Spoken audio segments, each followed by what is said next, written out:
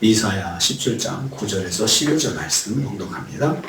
이사야 17장 9절에서 11절 말씀입니다. 같이 봉독합니다. 그날에 그 견고한 성읍들이 옛적에 이스라엘 자손 앞에서 버림받은 숲 속의 처소와 작은 산 꼭대기의 처소 같아서 황폐하니 이는 내가 내 구원의 하나님을 잊어버리며 내 능력의 반석을 마음에 두지 아니한 까닭이라. 그러므로 내가 기뻐하는 나무를 심으며 이방의 나무 가지도 이종하는도다.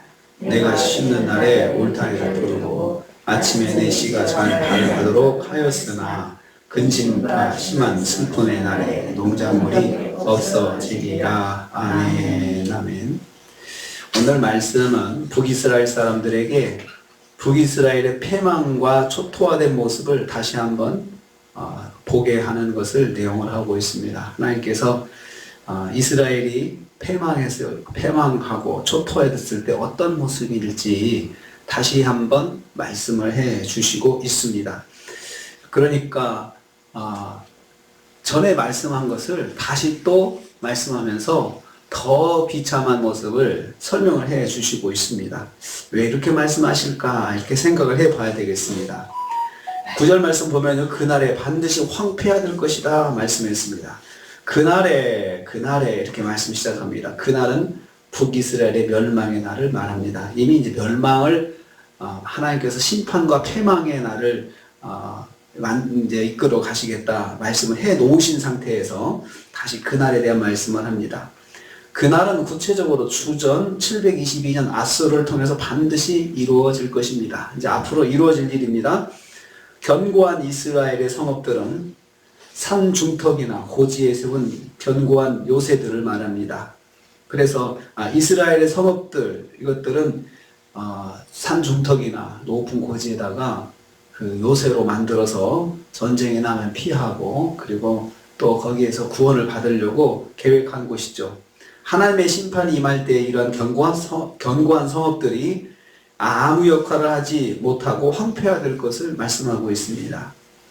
그 이스라엘의 견고한 성읍들이 어떻게 변하느냐 하면요, 숲을 속의 처소와 작은 산꼭대기의 처소 같은 기능밖에 감당하지 못한다는 것입니다. 그들은 그곳을 요새처럼 사용하려고 했지만 그곳은 나중에 심판을 받게 되어서 그냥 임시 피난처밖에 안 된다는 거죠. 임시 피난처. 그러니까 난민촌 역할밖에 못한다. 그러니까 그 견고한 성읍들이 이후로 이스라엘 백성들이 생활하고 안전하게 있을 것이 되는 것이 아니고 그것도 다 공격받아서 무너지고 황폐화돼 가지고 임시 난민촌 같은 역할밖에 못한다는 거죠. 여호와의 심판의 날에 이스라엘의 견고한 성읍들은 황폐화되어서 이스라엘을 안전하게 보호하지 못하게 된다는 뜻입니다. 그러니까 어쩌라는 겁니까? 그거 의지하지 말라 이겁니다. 우리는 이런 데가 있으니까 얼마든지 우리는 안전할 수 있다. 요즘에 보면 핵전쟁을 생각해가지고 어떤 사람들은 그 돈 많은 어떤 미국 사람들은 땅에다가 땅을 파가지고 어떤 핵공격에도 견딜 수 있는 피난처를 만들었다고 그런 말 하잖아요. 그러면서 자기는 안심이다. 자기와 자기 가족들, 자기 자손들은 아주 안심이다라고 생각하잖아요.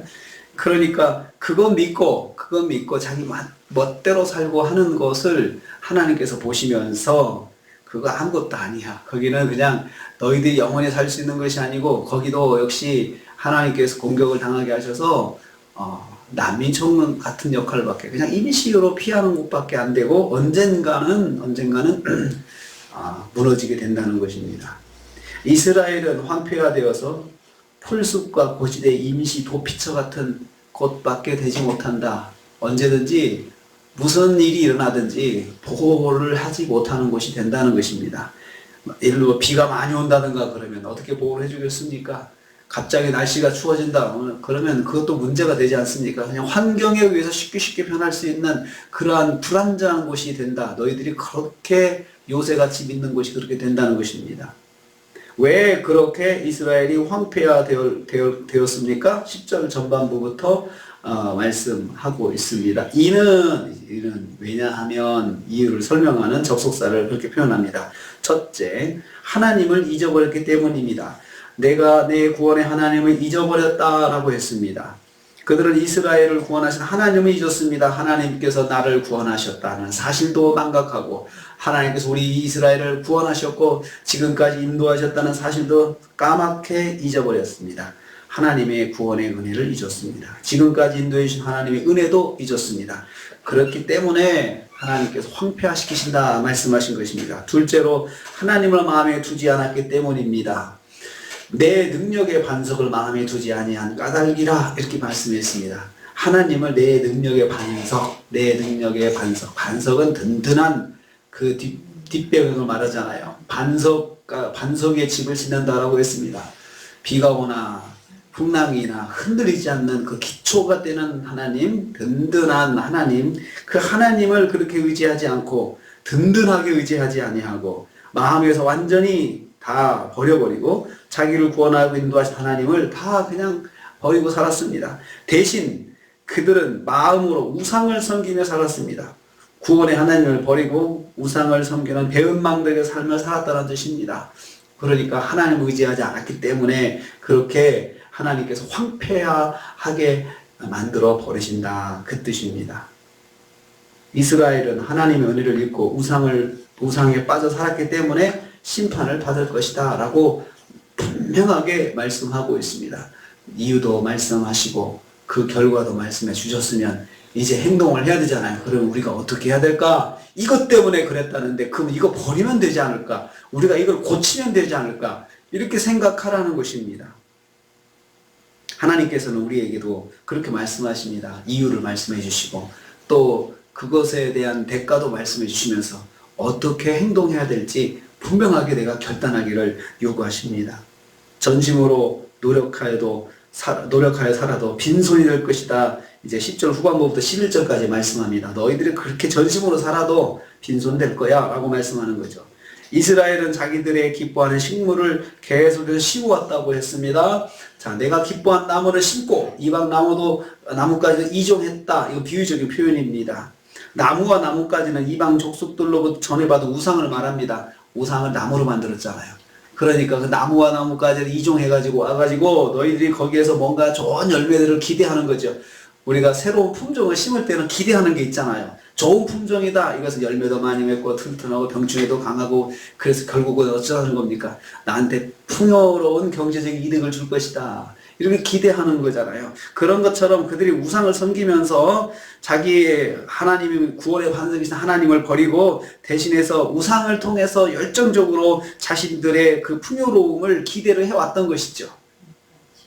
울타리도 치고 잘 발육하도록 열심히 가꿨다 했습니다. 내가 심는 날에 울타리도 두르고 얼마나 열심히 합니까? 기대하는 바가 크니까 울타리도 그냥 튼튼하게 해서 그 여우가 들어가서 망치지 못하게 만들어 들짐승들이 들어가서 요즘 우리로 말하면 멧돼지들이 들어오지 못하게 하고 노루들이 못 들어오겠다 울타리를 탁 쳐가지고 그렇게 했고 아침엔 내 씨가 잘 발육하도록 아침에 일찍 일어나가지고 씨를 뿌리면서 그 잘 발육해가지고 잘 풍성하게 자라가지고 나한테 좋은 열매들 많은 열매들을 주기를 기도하면서 했다는 것이죠. 하지만 그들이 심은 농작물은 심판의 날에 없어질 것이다. 근심과 심한 슬픔의 날에 심판의 날이죠. 심판의 날 농작물이 없어지리라. 내가 손으로 거두지 못하고 그냥 타서 없어지는 거죠. 그러니까 수고로 열심히 했는데 빈손이 된다는 거죠. 내가 누리지 못한다는 것이죠. 네가 아무리 열심히 해도 네 손에 그게 들어가나 봐라. 하나님께서 이렇게 말씀하시는 것입니다. 그들이 기대하였던 열매를 거두지 못하고 빈손이 될 것이다. 하나님께서 말씀하십니다. 하나님의 백성이 하나님을 떠나서 기대하는 풍요, 다른 것들을 통해서 내가 하나님 없이 얼마든지 할 수 있다라고 생각하는 것, 열심히 하는 건 자유입니다. 그거 자체는 하나님께서 말리시지 않으시죠. 그렇지만 네가 네 손으로 그것을 딱 거두지는 못한다. 남이 가져가는 거죠. 아니면 없어지든지 그렇게 된다는 것입니다. 다른 성경의 표현대로 하나님께 훅 불어버리시면 그냥 싹 없어질 것이라 이렇게 말씀하시고 있습니다. 이스라엘이 그렇게 우상을 섬기면서 우상을 통해서 자기들의 풍요와 자기들의 번영을 기대하면서 하나님을 마음에서 다 떠나버리고 하나님의 은혜도 있고 그렇게 하는 것들, 그것 때문에 심판도 받고, 그리고 심판의 날에 너희들의 손에는 아무것도 지어지지 않을 것이다. 그나마 어려워도 손에 쥔 것이 있으면 그것도 위로받을 거 아니겠습니까? 그러니까 하나님께서 그것을 싹 그냥 다 풀어서 날리시겠다, 그렇게 말씀하시고 있습니다. 하나님께서 심판하시면 철저한 심판이시죠. 그런데 제가 처음에 말씀드렸습니다. 왜 이런 말씀을 또 하실까? 하나님 아쉬운 것 같으세요? 아쉬운 것 같잖아요. 그 아쉬운 것 같은 그 느낌을 왜 주시냐 이거예요. 하나님께서 그만큼 이스라엘을 아끼시고 사랑하신다는 거예요. 아끼시고 사랑하시니까 그러한 그 오해도 받으실 듯한데도 하나님의 자존심 다 내려놓으시고 이야기하신 것 또 이야기하시면서 지금이라도 정신 차려라. 지금이라도 정신 차려라. 이게 하나님 말씀인 것입니다.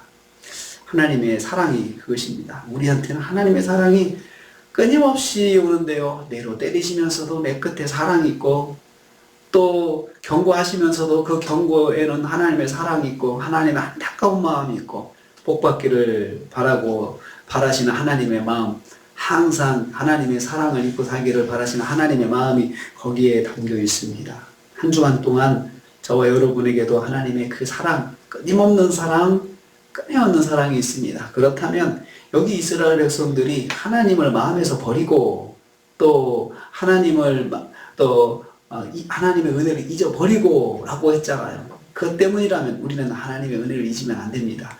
그리고 하나님 마음에서부터 마음 중심의 하나님을 두면서 그 하나님과 교제하고 우리 중심이 하나님으로부터 벗어나지 않고 살면 하나님께서 복을 주시는 것을 우리가 여기서 깨닫게 됩니다. 이번 한 주간 동안 하나님께서 주신 은혜 잊지 않고 하나님을 마음에 두고 섬기면서 하나님과 동행하시는 한 주간 되시기를 주님의 이름으로 축복합니다. 기도하겠습니다. 아버지 하나님 감사합니다.